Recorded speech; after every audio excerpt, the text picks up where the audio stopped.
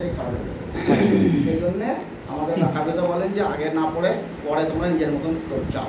ইমাম সাহেব তুললে তোমরা তোমার দোয়া চাইবে, সকলে যে যা দোয়া চাইবে। এবারে এইখানে দেখেন আমাদের এই যে মানে পুরো ভারতবর্ষে আমাদের এখানে কথা বলছি, মাইয়েরকে দাফন করে দেওয়ার পরেতে দোয়ার কথা আল্লাহ রাসূল সাল্লাল্লাহু আলাইহি ওয়াসাল্লাম বলেছেন যে তোমরা মাইয়েরকে দাফন করে দাফনের আগে নয়, দাওয়াতের পরে দোয়ার কথা বলেছেন যে সালু ওদউলি আখিকুম, তোমার ভাইয়ের জন্য তোমার দোয়া করো, ওয়াসালু লাহু তাসবিত, এবং তার জন্য সে যেন দৃঢ় থাকতে পারে সেটা আল্লাহর কাছে চাও। যেটা এক্ষুনি ফাইন হল আম ইউসাল, কেননা এক্ষুনি ওকে জিজ্ঞাসাবাদ করা হবে, আর তার মুমকিন নাকির বলো না মুবাশশির বাশীর বলে তোমাকে জিজ্ঞাসাবাদ করবে। সুতরাং সেখানে তুমি ওর জায়গায় তুমি দৃঢ়প্রণ থাকতে পারো যেন তোমরা তার জন্য দোয়া করো। তাহলে এই দোয়াটা করতে আল্লাহ রাসূল সাল্লাল্লাহু আলাইহি ওয়াসাল্লাম বলেছেন। কীভাবে করবে? ইজতেমাই করবে না একাকী করবে? তো আল্লাহ রাসূল সাল্লাল্লাহু আলাইহি ওয়াসাল্লামের ভাষা হচ্ছে তোমরা সকলে মিলে এর জন্য দোয়া চাও বলছেন। তাহলে সকলে মিলে কি একজন বলবে আর সবাই আমিন বলবে? এটা কিন্তু বলেন কথা বুঝতে পারছেন কি না? এটা বলেনি।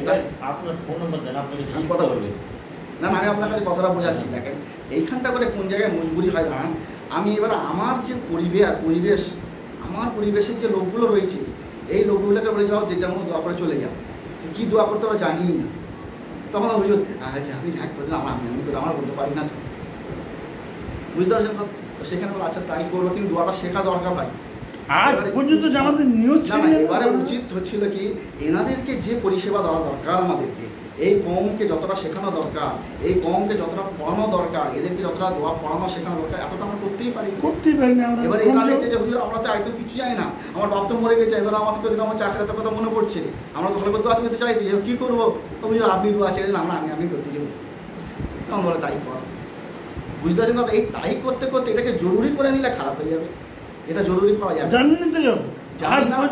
আমার অজ্ঞতার কারণে 200-500-700 জানা পড়েছে। আমার অজ্ঞতার কারণে আজকে আমার ইমাম সাহেবের সাথে আমিন বলতে হচ্ছে, কিন্তু এটা আমার আমিন বলতে হতো না। আমি আমার মতো আমার বাপের জন্য দোয়া করতাম, আমি আমার মতো আমার মানে ছেলে বাচ্চা কাছে যে দুনিয়াতে তার জন্য দোয়া করতাম। আল্লাহুম্মা সাব্বিতহু ফি সাওয়ালি, আল্লাহুম্মা সাব্বিতহু, আল্লাহুম্মা সাব্বিতহু ইউসাব্বিতুল্লাহু আল্লাযিনা আমানু বিল কওলি সাবিত। কোরআন কারীমের মধ্যে আয়াত আছে, এই আয়াতের আলফাজ নিয়ে দোয়া করা দরকার ছিল। কজন এই কোরআন আয়াতটাই জানে? অনেক আলেম আছে তারা বলতে পারেন না। কথাটা বুঝতে পারছেন? তো এই জায়গাতে এসে যখন এই অজ্ঞতা মূর্খতাটাকে থেকে কিছুটা করা যেতে হয়, যার সবাইকে দোয়া তো চাইছে, কিছু করতে চাইছে, তার জন্য দোয়া আমি বলছি, কিন্তু এইটাই ইলতিজাম মানে হাদিসের মধ্যে যেগুলো মানে কথা হচ্ছে বেদাত কাকে বলে, যেটা আল্লাহ রাসূল সাল্লাল্লাহু আলাইহি ওয়াসাল্লাম জবরদস্তি করেননি, যেটা ছেড়ে দিয়েছেন সেটাকে জবরদস্তি করাটাই হচ্ছে বেদাত।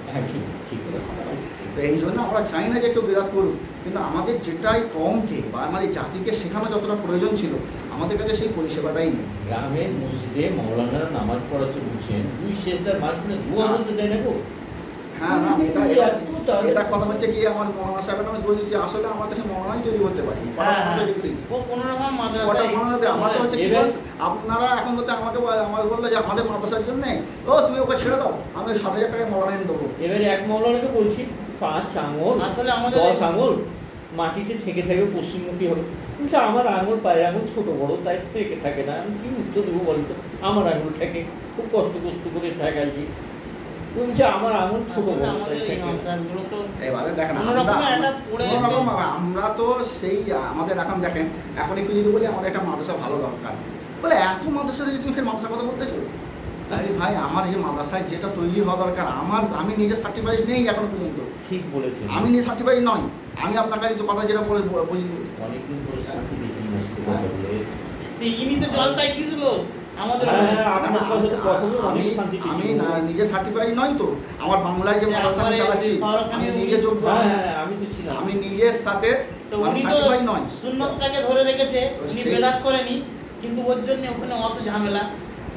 সঠিক করেছে সব জায়গায়। আজকের কথা বলছি আমাদের মধ্যে আমাদের মজবুত আমাদের পারে না। আমি আজকের কথা বলছি, একটা আমাদের গত 3 দিন আগে মাইনে হয়েছে, সেই ব্যক্তিটা মরে যাওয়ার আগেতে বলে গেছিলো যে আমার জানা মুফতি সাহেব পড়ে, আমার কথা বলে গেছিল। তো তার নিজের লোক আলেম আছে, আর মসজিদের এখন ইমাম সাহেব আছে, বড় একটা মানুষ, একটা বড় এদারার মানুষ সেখানে ইমামতি করছে, হয়ে গেল। এইবারে মরে গেল পরশুদিন, কালকে আজকে বললে দোয়া করার জন্য হুজুর একবার আসবে। আমি মনে করে আছি যে দুটো রাস্তা হয়, আমি যাবোই না, কিংবা যাওয়ার গিয়ে বলবো এটা ভুল করছি তোমরা। কথাটা বুঝলি? দুটোর মধ্যে একটা তো আমি গেলামই না, তাহলে ওরা ওদের মতো করে নিল, আর যারা মানে করবার মতো তারাও চালিয়ে দিল। আর আমি যদি গিয়ে ওকে বলে যাই তাহলে ইনশাল্লাহ কিছুটা তো মানুষের যেহেন হবে যেগুলো আলেম ঘরে হয়ে আসছে এইগুলো পেটে জ্বালায় আমার পান করতো দেবন্দের আলেম এই পান কর পুরো বেদাতে ডুবে আছে কোথায় আলেম দেবন্দে পড়েছে দেবন্দ পড়ে দেবন্দে কোনো মাদ্রাসায় পড়েছে দেবন্দে পড়ে সাহারানপুর পড়েছে আমি গেছি তো ওই সাহারানপুর আমি দেবন্দে পড়ি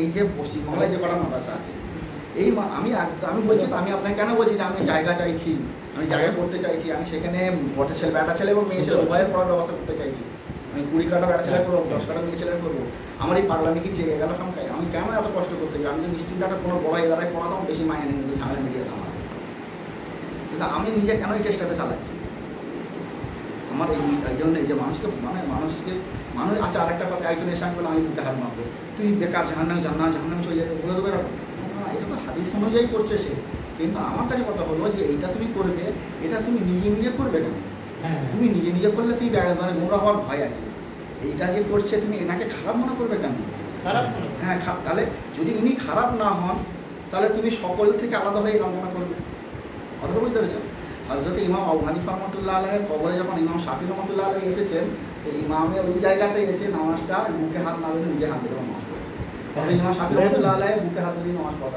আমার মনে না যেটা বলনো হলো ঠিক উনি হচ্ছে মনের মতামত হচ্ছে যে বুকে হাত মারাটা উত্তম ঠিক আছে এই জায়গাটা এই যে জিনিসগুলোর যে পার্থক্য যে কোথায় বাঁধবো হাতটা উপরে বাঁধবো না নিচে বাঁধবো এটা উত্তম অনুত্তমের মধ্যে মতবিরোধ ইমাম আবু হানিফা ইমাম শাফি হাত বাঁধাটার ব্যাপার হচ্ছে হাত তোলার ব্যাপারটাও রুকুতে যাওয়া রুকুতে ওটার সময় হাত তোলার ব্যাপারটা এই তোলার ব্যাপারটা উত্তম অনুত্তম ব্যাপারেই মানে ইমাম আবু হানিফা রাহমাতুল্লাহ আলাইহি ইমাম শাফি রাহমাতুল্লাহ আলাইহি ইমাম আহমদ ইবনে হাম্বল রাহমাতুল্লাহ আলাইহির মধ্যে ইখতিলাফ ইমাম আহমদ ইবনে হাম্বল যেটাকে সালাফি বলি আমরা এখন ইমাম আহমদ ইবনে হাম্বল ইমাম শাফি সৌদিতে আছে সব হ্যাঁ এনারা কিন্তু বলছেন যে আমার হাত তোলাটা উত্তম ইমাম আবু হানিফা বলছেন হাত না তোলা উত্তম এবারে কেন হচ্ছে দেখেন কোরআনে কারীমের মধ্যে নবী সাল্লাল্লাহু আলাইহি ওয়াসাল্লাম বলছেন যে নামাজের মধ্যে হাত তোলা হতো এটা সবাই মানে প্রথমে হার উঠোন বাইটাকে হাত তোলা হতো হাত তাকবীরের সাথে উঠোন বাইটাকে এমনকি কিছু হাদিস আছে যে সেজদায় যাওয়ার সময় হাত তোলা হতো সেজদা থেকে ওঠার সময় আল্লাহু আকবার বললি হাত তোলা হতো এটা ছিল পরবর্তীতে এইটা মানা হলো না মানা হলো কতটা মানা হলো তো ইমামে আবু হানিফা রাহমাতুল্লাহ আলাইহি বলছেন যে সব মানা হলো শুধু তাকবীরে তাহরিমা